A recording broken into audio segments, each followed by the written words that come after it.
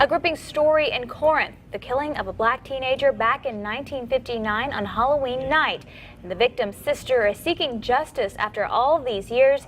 Witnesses say white teens were riding through the black part of town.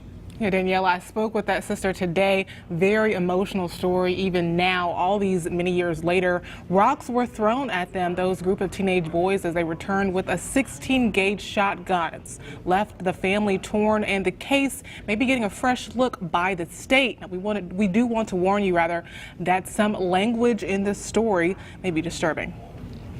This is William Roy Prather. He died a day after being shot in the face in Corinth. I asked the doctor, why is his head so big, And he says swelling because he's got pellets all in his brains and everywhere.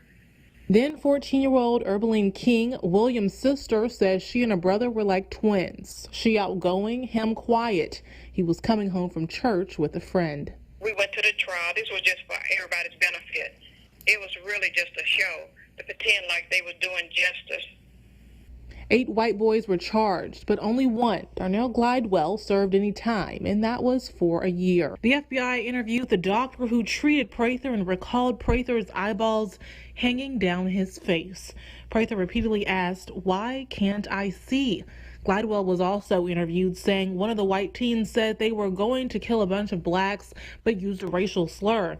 The Justice Department shared all that in a letter to King, which also said there's only one person who could be tried, but it didn't have the jurisdiction to do that. Only the state could. Now the case is back in the state's hand, where the DA is John Weddle. The only person who could be charged was then 18 at the time of William's killing.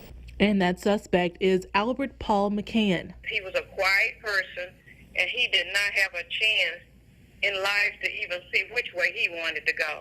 King says her mother was strong despite her anguish for the family.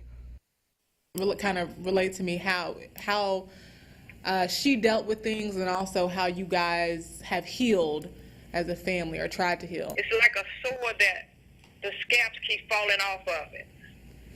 You think it's okay, and then the scab falls back off of it again. A wound King hopes will close once justice is served. And we have reached out to the district attorney and hope to hear from him soon. We also plan to reach out to Albert Paul McCann, who's been named by the federal government as the only person who could still be tried in this case. And often